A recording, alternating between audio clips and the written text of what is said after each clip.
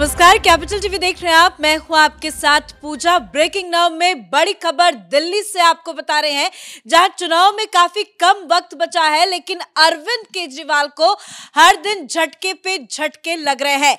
कल ही गृह मंत्रालय की तरफ से बड़ा झटका लगा था, क्योंकि गृह मंत्रालय ने ईडी को अरविंद केजरीवाल से जुड़े शराब घोटाले मामले में केस चलाने की मंजूरी दे दी थी। और आज बड़ी खबर अरविंद केजरीवाल की सुरक्षा को लेकर सामने आई है, जिसमें भी गृह मंत्रालय ने बड़ा झटका दिया है। दरअसल गृह मंत्रालय ने दिल्ली पुलिस को एक चिट्ठी लिखी है और उसमें यह सुझाव दिया गया है कि अरविंद केजरीवाल की सुरक्षा में मौजूद पंजाब पुलिस को हटा दिया जाए। और ये खबर तब सामने आ रही है जब कल ही जमकर बवाल मचा था। अरविंद केजरीवाल की सुरक्षा को लेकर बताया जा रहा था कि खुफिया एजेंसी अलर्ट मोड पे है, क्योंकि अरविंद केजरीवाल की जान को खतरा है। खालिस्तानी तत्व केजरीवाल पर हमला कर सकते हैं। तो एक के बाद एक झटके लग रहे हैं। कैसे केजरीवाल चारों तरफ से फंस गए हैं, एक एक करके आपको जानकारी देंगे। और इस जानकारी के साथ मेरे साथ तमाम बड़ी अपडेट के साथ जुड़े हैं कैपिटल टीवी के एग्जीक्यूटिव एडिटर राजीव जी। सर, क्या कुछ ये नया मामला है?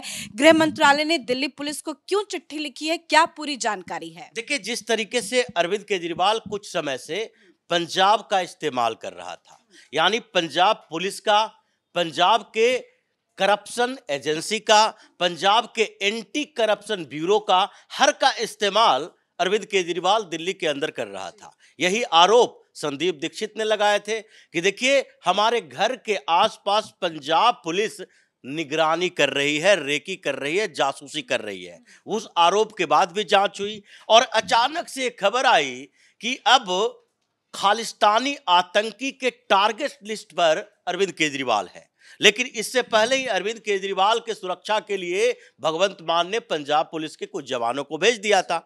इसकी जानकारी जब सामने आई तो दिल्ली पुलिस ने केंद्रीय गृह मंत्रालय से बातचीत की। केंद्रीय गृह मंत्रालय को जब यह जानकारी मिली तो तय किया गया कि भाई अभी क्या स्थिति है अरविंद केजरीवाल की सिक्योरिटी को लेकर। तो पता चला कि अरविंद केजरीवाल की सिक्योरिटी Z+ की है। इसमें लगभग 60 जवान दिल्ली पुलिस के, पैरामिलिट्री फोर्सेस के, इनके अपने गार्ड्स, सारे मिला जुला के इतने लोग तैनात हैं। तो फिर पंजाब पुलिस की क्या जरूरत है? अगर पंजाब पुलिस के जवान इसमें तैनात हैं सुरक्षा में, और दूसरी तरफ खालिस्तानी अटैक की बात चल रही है, तो इसका मतलब है कि कोई बड़ी साजिश की तैयारी है।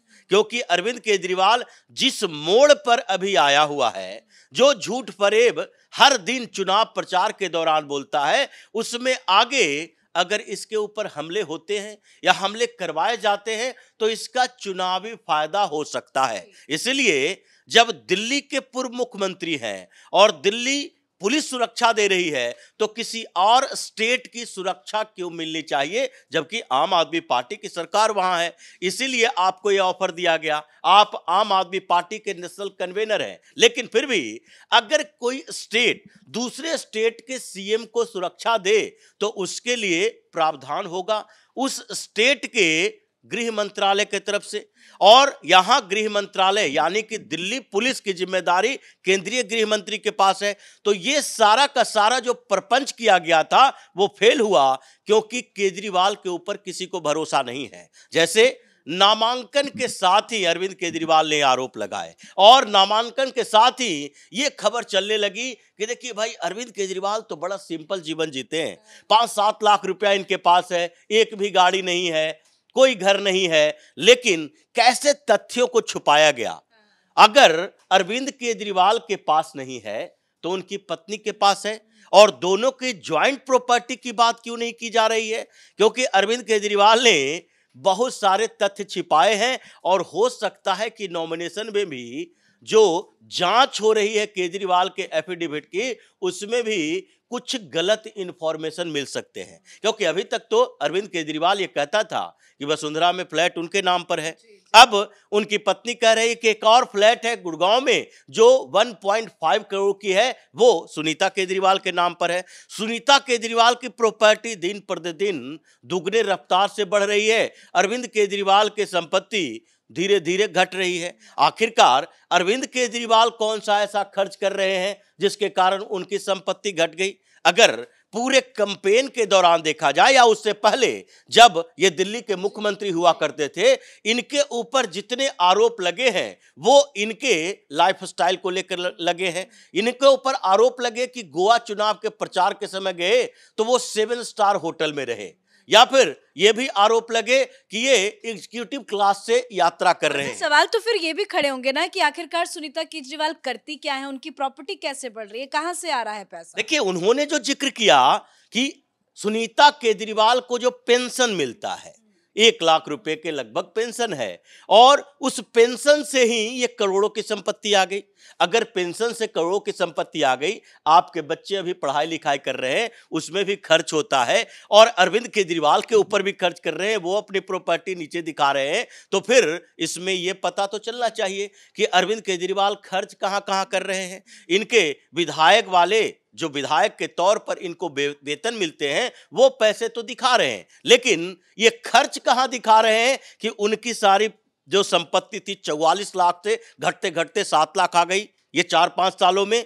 यानी कि दाल में कुछ काला है। और उसके बाद जो गाड़ी नहीं है, घर नहीं है, मकान नहीं है, जो ये कॉन्स्पिरेसी एफिडेविट में इन्होंने झूठ लिखा है, उसके ऊपर अब चर्चा होने लगी है कि सही तरीके से जांच की जाए। कि केजरीवाल के सिर्फ बैंक अकाउंट की बात नहीं है, इनके पूरे परिवार के बैंक अकाउंट में कहां से क्या ट्रांजैक्शन हुआ है इसकी भी जांच की जाएगी, क्योंकि हर रोज एक केजरीवाल का नया नया ड्रामा सामने आ रहा है। पहले ईडी ने किया, उसके बाद एफिडेविट में यह भी पता चला कि 14 क्रिमिनल केसेस केजरीवाल के ऊपर हैं, 14 क्रिमिनल केसेस। और इन क्रिमिनल केसेस में यह भी ध्यान रखने वाली बात होगी कि कौन कौन से केसेस ऐसे हैं जिसमें 2 साल से ज्यादा की सजा हो सकती है, और इसलिए क्रिमिनल केसेस की भी जांच हो रही है, जिसमें यह पता चल रहा है कि कुछ केसेस की हियरिंग तो आजकल में होने वाली है, यानी कि कुछ समय में होने वाली है। और उसमें अगर ईडी ने ट्रायल शुरू कर दिया, जैसे ये मंजूरी की बात हो रही थी, तो सबसे ज्यादा परेशान कौन था? जब ईडी गई कोर्ट के अंदर कि अब हम शराब घोटाले में ट्रायल शुरू करना चाहते हैं, तो उस समय जितने और लोग इसमें शामिल हैं वो कोई हाई कोर्ट में नहीं गया। हाई कोर्ट में जाने वाले 2 व्यक्ति थे, मनीष सिसोदिया और अरविंद केजरीवाल। और उन्होंने याचिका दायर करके कहा कि देखिए, ये हाई कोर्ट में अगर इसके लोअर कोर्ट से ट्रायल शुरू होता है तो उससे पहले कंपिटेंट ऑथोरिटी से परमिशन की जरूरत होगी। अब परमिशन की जरूरत, इन लोगों ने सोचा परमिशन की जरूरत एलजी ऑफिस से होगी, और इसलिए इस मामले को अटका दिया। मान लेते हैं इसमें समय लगा, ये 1.5 महीना पहले की बात है, और इसमें समय लगने के कारण गृह मंत्रालय से मंजूरी मिलते मिलते ये मॉडल कोड ऑफ कंडक्ट जारी हो गया। और ऐसे समय में अब अगर ट्रायल शुरू करती है ईडी लोअर कोर्ट में, तो उस समय अरविंद केजरीवाल कहेगा देखो चुनाव के बीच हमें फंसाने की कोशिश की जा रही है। इसलिए इसके पूरी कॉन्स्पिरेसी को ईडी ने समझा है, और आगे जो ट्रायल की शुरुआत करने वाले हैं वो अगले 15 दिन में करने वाले हैं, जिसमें अरविंद केजरीवाल को गिरफ्तार नहीं किया जाएगा, बल्कि इससे गवाही ली जाएगी, इसका स्टेटमेंट लिया जाएगा, और उसके लिए इनको नोटिस भेजा जाएगा, समन भेजा जाएगा। जैसे कई मामले में डिफेमेशन के केस में भी जो समन जारी किए जाते हैं कि अपना स्टेटमेंट जारी करो, उसी तरीके से इसमें क्रॉस क्वेश्चनिंग होना शुरू होगा, और हर रोज अरविंद केजरीवाल के खिलाफ वो सबूत बताए जाएंगे जो शराब घोटाले में इनकी गिरफ्तारी की वजह बनी है। तो ये सारे ऐसे अटके हुए हैं केजरीवाल के मामले कि वो खुद से इतना परेशान है कि दिल्ली चुनाव में प्रचार उसका कमजोर पड़ गया है। अभी जिस तरीके से केजरीवाल ने नामांकन किया, और नामांकन में कहा गया 1 किलोमीटर तक पदयात्रा की, और पदयात्रा की, रोड शो नहीं किया। आतिशी मार्लेना पहले 1 दिन पहले रोड शो करके आई, लेकिन जब नॉमिनेशन का डेट इसका पोस्टपोन्ड हो गया तो अगले दिन थोड़े से लोगों के साथ लेकर नॉमिनेशन करने गई।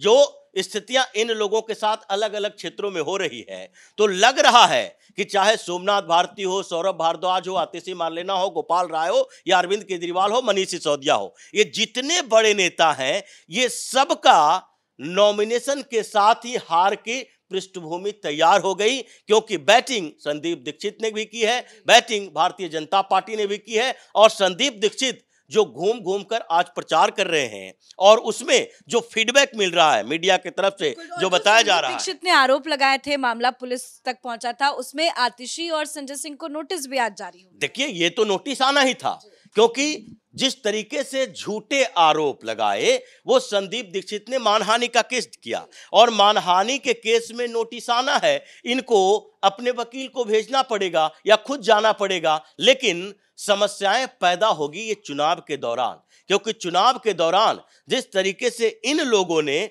कई ऐसे फर्जी दस्तावेज सामने लाए हैं, वही फर्जी दस्तावेज इनके गले की फांस बनने वाले। धन्यवाद सर अपडेट के लिए। तो फर्जी दस्तावेज के मामले में आम आदमी पार्टी के कई नेता फंस सकते हैं। दरअसल कल ही अरविंद केजरीवाल ने अपना नॉमिनेशन फाइल किया था और जो एफिडेविट नॉमिनेशन के दौरान दी है, उसमें एक एक चीज की जांच की जा रही है, चाहे वो संपत्ति का मसला हो या क्रिमिनल केस का मामला ही क्यों ना हो। और अगर कुछ गलत पाया जाता है तो केजरीवाल के खिलाफ एक्शन भी हो सकता है। लेकिन नॉमिनेशन के दौरान आम आदमी पार्टी के तमाम बड़े नेता जो हैं वो फंसते जरूर नजर आ रहे हैं और साथ ही साथ केजरीवाल को केंद्र सरकार की तरफ से झटके पे झटके लग रहे हैं। अब गृह मंत्रालय ने अरविंद केजरीवाल की सुरक्षा को लेकर बहुत बड़ा झटका दे दिया है। इस बड़ी खबर में मेरे साथ फिलहाल इतना ही। कैमरा पर्सन रवि के साथ मैं पूजा, कैपिटल टीवी।